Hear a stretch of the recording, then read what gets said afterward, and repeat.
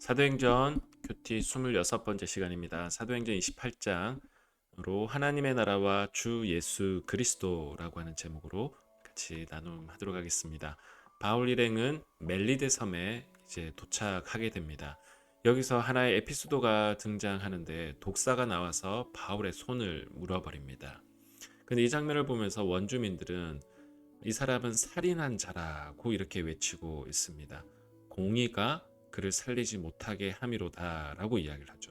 근데 바울이 어떻게 합니까? 그 뱀을 불에 떨어뜨려 버립니다. 조금도 상함이 없더라 성경은 이야기합니다.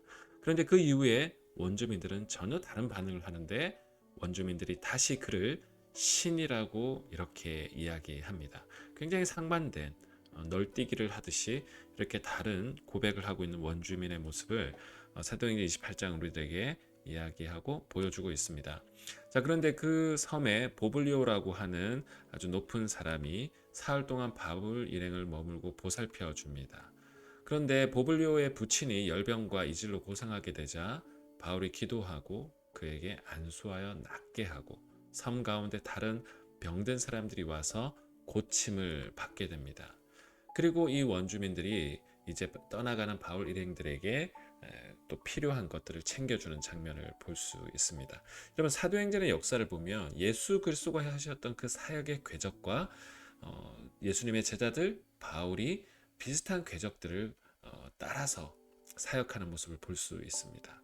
오늘 이것들을 볼 때도 예수님도 병든 것을 고쳤을 때에 사람들이 많은 무리도 찾아오는 장면들, 이런 장면이 예수님의 모습이 이 바울에게 지금 드러나고 있다라고 하는 것을 사도행전은 은근히 보여주고 싶어 하는 것입니다. 메시지가 그 안에 있는 것이죠.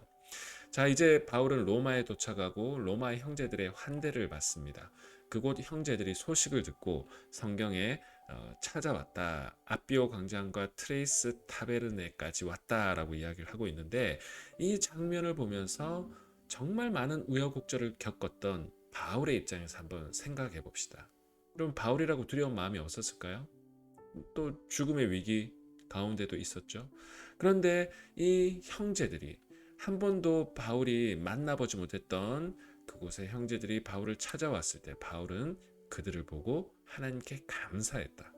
그리고 담대한 마음을 얻었다라고 성경은 이야기하고 있습니다. 여러분 우리도 신앙생활을 할 때에 누군가의 그 환대가 누군가에게는 하나님을 향한 감사로 바뀌고 또한 낭망되었던 사람이 담대한 마음을 얻고 다시 한번 일어설 수 있는 역사가 일어난다는 거. 여러분 우리가 선교를 할 때 사람들을 만날 때에도 바로 이런 환대의 마음을 가지고 나아가시는 저와 여러분 되셨으면 좋겠습니다. 바로 그곳에서 로마에서 유대인들의 높은 사람들 초청하고 그간의 자초지정을 이야기합니다. 선입견을 가지지 않은 로마의 유대인들의 모습이 바로 이어져서 등장하는데 그들은 오직 바울의 그 사상, 바울이 말하는 도 거기에 관심이 있었습니다. 어떠한가? 그들이 객관적으로 한번 보고 싶어하는 마음이 있었던 것 같아요. 그런데 바울이 전하자 이것 때문에 반대를 받았다는 이야기 자체는 이 로마에 있는 유대인들도 들었다라고 이야기합니다. 그래서 바울은 아침부터 저녁까지 강론을 하는데 그 핵심이 뭐냐? 하나님의 나라, 우리 하나님이 통치하시는 그 나라에 대해서 증언하고 모세율법 선지자의 말을 가지고 바로 그 모세율법과 선지자들의 말들이 예수에 대하여 말하는 것이다 라는 것을 증명하고 이야기하는 것. 이 두 축이 바울의 핵심 사역이었습니다. 자, 바울이 이렇게 하자 사람들의 반응, 그리고 바울의 마지막 사역은 뭐냐? 믿는 사람도 있고 믿지 않는 사람들도 있었다. 선지자 이사야의 말을 떠올리며 바울은 바로 이런 반응이 어떻게 보면 구약에서도 있었고 바로 선지자들이 예언하였던 그 말의 어떤 모습과 또 연결되어진다라고 바울은 이야기하고 있습니다. 자, 바울은 이 마지막 2년 동안 자기의 집에서 하나님 나라를 전파하고 예수 그리스도에 관한 모든 것을 담대하게 거침없이 가르쳤다 이야기하고 있습니다. 자, 여러분 다시 한번 정리하면 사도행전의 마지막 장, 그 마지막 장에 바울의 사역을 두 가지로 요약합니다. 하나님 나라, 예수 그리스도에 관한 모든 것.